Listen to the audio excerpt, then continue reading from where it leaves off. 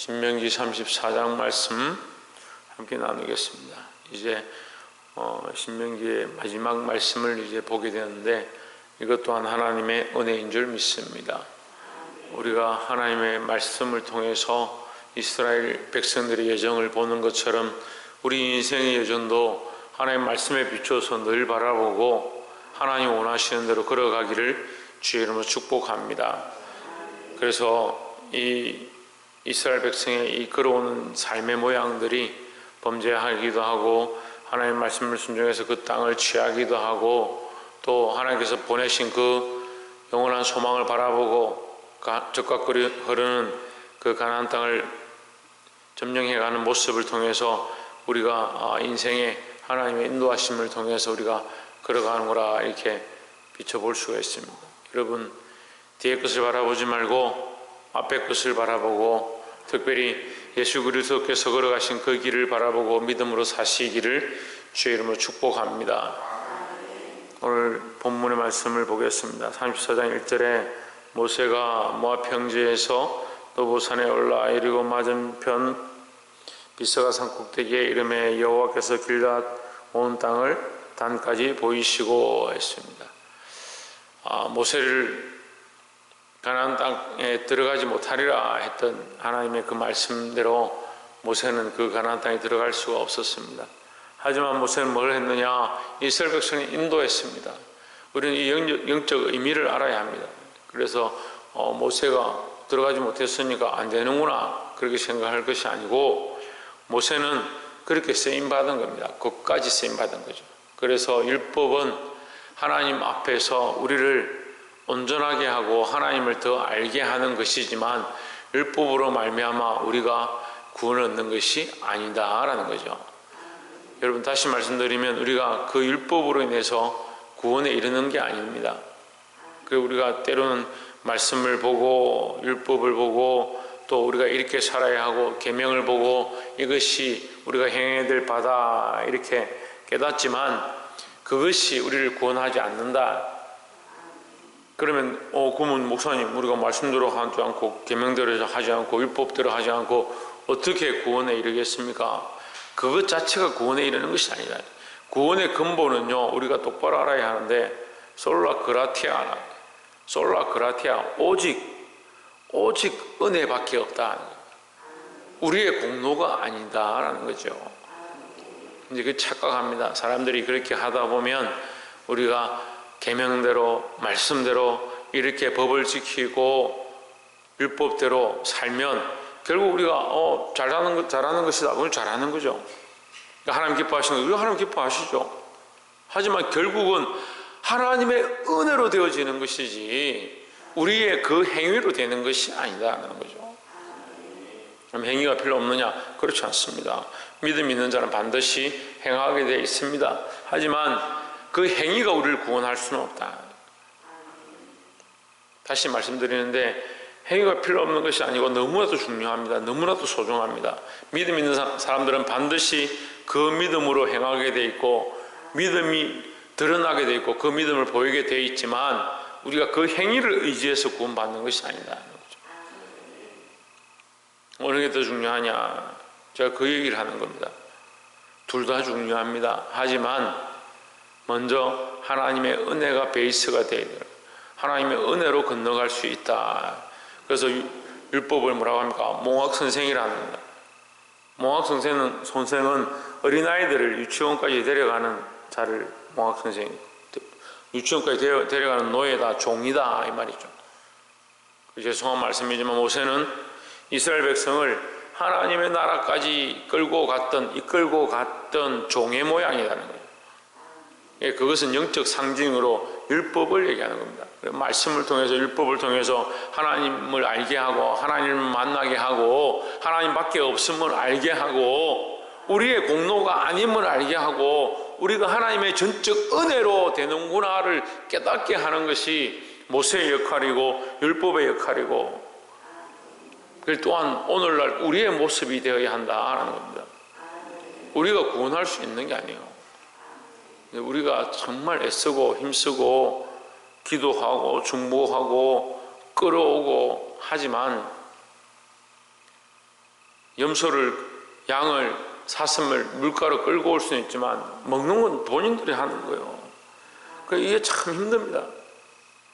아무리 말씀을 가르치고 하나님의 은혜를 가르쳐도 계속 자기가 생각하는 곳까지만 가는 겁니다.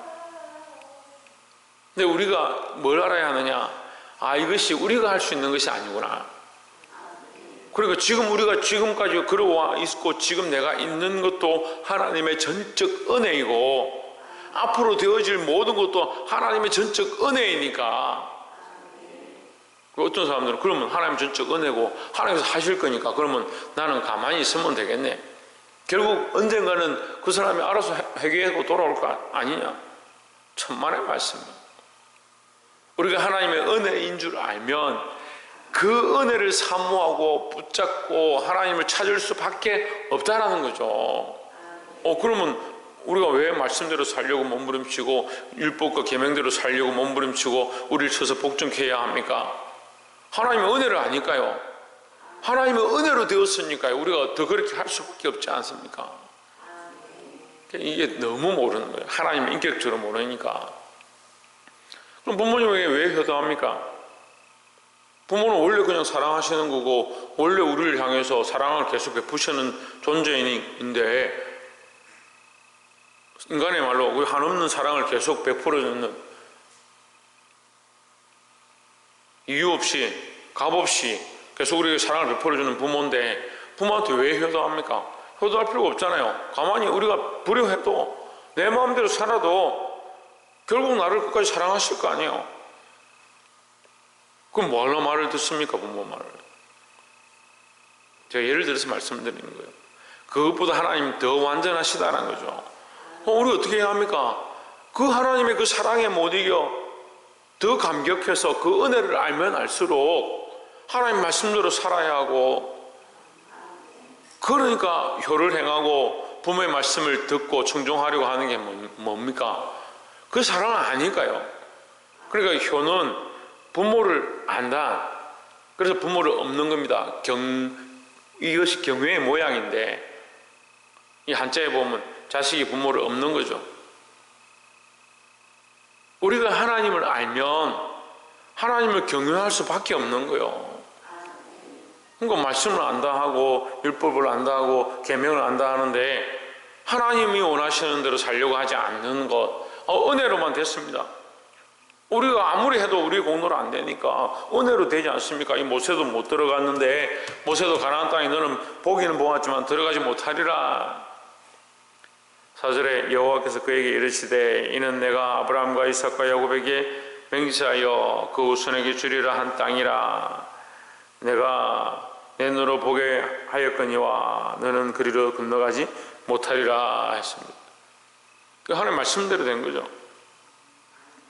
하지만 이 모세가 들어가지 못한 것이 그럼 하나님의 은혜가 없었느냐? 그렇지 않습니다. 그걸 보여주는 겁니다.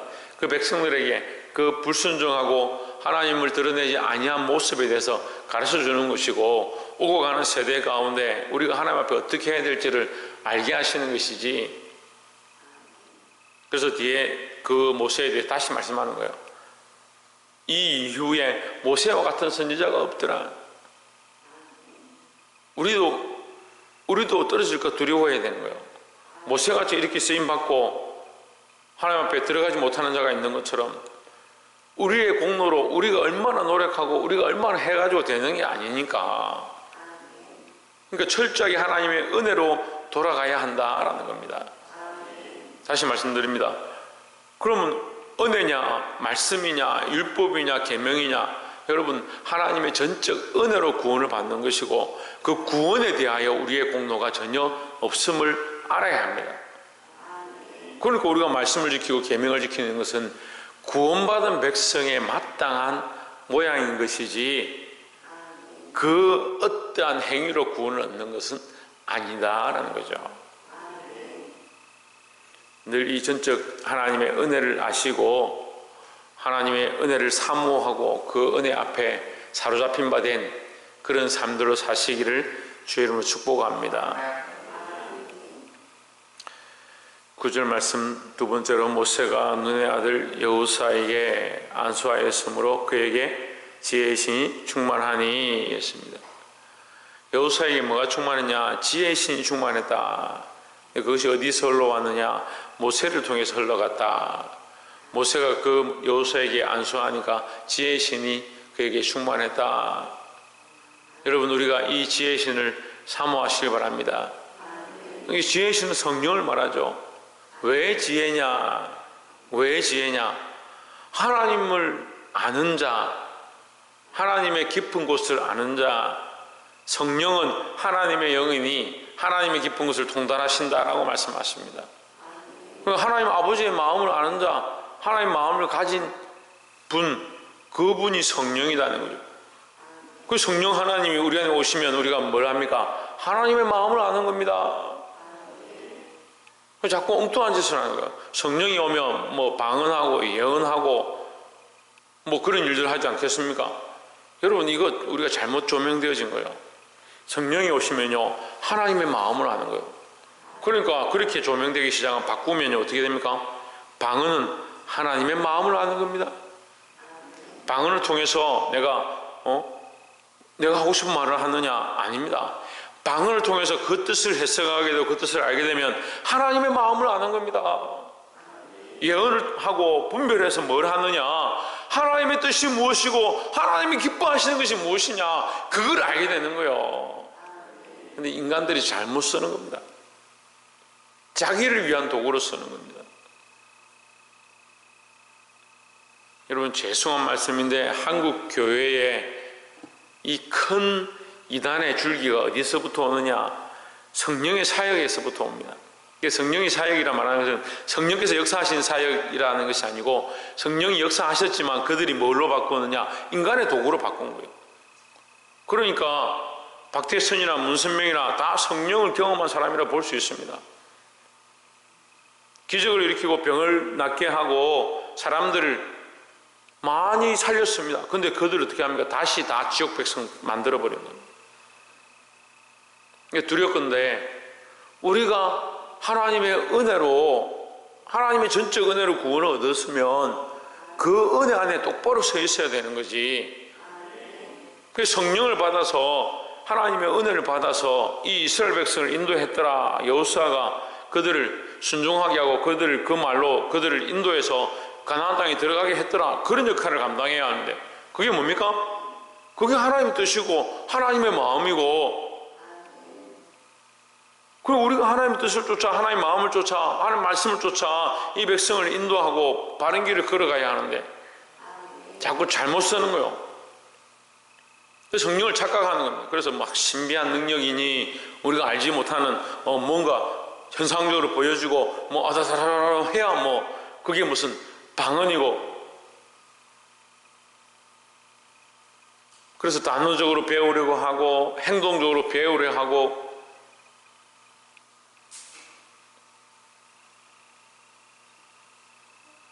여러분, 죽은 자를 살아나게 하고 하늘의 별을 따가온다 해도 여러분 정신을 차려야 합니다. 하나님 없으면요 아무것도 아닌 거예요. 성령을 쫓아가는 것, 그 능력을 쫓아가는 것 필요하겠죠. 앞에도 말씀드렸습니다. 율법 필요합니다. 하지만 율법으로 구원을 얻는 게 아닙니다. 여러분, 성령의 능력이 우리에게 필요합니다. 하지만 성령의 능력으로 구원을 얻는 게 아닙니다. 그런 도구로 쓰일 뿐이죠. 뭘 아는데? 하나님 마음을 아는데, 하나님의 은혜를 아는데 필요한 도구로 쓰임받는 겁니다. 그럼 모르면 어떻게 합니까? 그 율법이 공로가 되는 것처럼 이 성령의 능력이 공로가 될 수 있습니다. 그래서 제가 여러분 청년들하고 기도하는 사람들 훈련시킬 때 말씀드린 것이, 방언하고 예언하고 기도하고 분별하고 하면서 뭘 하느냐? 사람들이 자꾸 그 신비한 은사를 쫓아가는 겁니다. 하나님의 은사를 주시면 하나님의 교회를 세우고 하나님의 마음을 알게 하려 하는 것이다. 결국 덕을 세우는 것이다. 누구의 덕이냐? 사람의 덕이 아닙니다. 더 나아가서 교회의 덕도 아닙니다. 근본적으로 누구의 덕이냐? 하나님의 덕입니다. 우리를 왕같은 제사장으로 거룩한 나라로 하나님의 소유된 백성으로 내가 너희를 불렀다. 왜 불렀느냐? 이는 너희를 어두운 데서 불러내신 하나님의 하나님 아버지의 아름다운 덕을 선전하게 하려 합니다 했으니까 그 결국은 뭐냐? 하나님의 아름다운 덕, 하나님의 영광이 드러나야 된다는 거죠.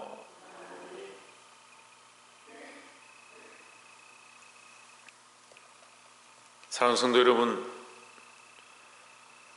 하나님의 영광을 위하여, 하나님의 뜻을 위하여 쓰임받는 자들이 되기를 주의 이름으로 축복합니다. 반대로 말씀드리면 우리에게 그런 것들이 좀 부족해도 우리가 말씀을 깨닫는 게 더디고 기도하는 게 어눌하고 영적인 시각들이 부족해도 하나님만 바라보고 솔라 그라티아 했던 것처럼 하나님의 은혜만 바라보고 나아가도 오히려 그것이 더 귀할 수 있다는 거죠. 제가 어렸을 때 참 은혜 받았던 한 부분 아직도 기억하고 있는데, 한 40년 전에 은혜 받았던 그 교회에 같이 있던 할머니가 있었는데 눈도 잘 보이지 않고 글도 잘 모르는 겁니다. 하지만 항상 뭐냐, 하나님의 은혜를 사모하고 잘 듣지도 못하는데 하나님 말씀을 들으면 눈물을 뚝뚝 흘리고, 그 할머니 천국 가서 제가 다시 만나고 싶은 거예요. 그분이 그렇게 은혜 받고 눈물 흘리고 하나님 사모하는 게 그를 알아서 그러느냐, 큰 능력이 있어서 그러느냐, 오직 하나님의 은혜밖에 없다 이렇게 붙잡고 있는 겁니다. 그럼 우리가 왜 자꾸 싸웁니까?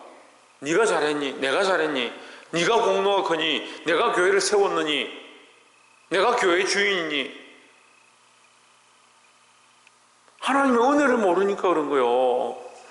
이것이 전적인 하나님 은혜고 오직 은혜로만 되는 것을 깨달으시기를 주의 이름으로 축복합니다.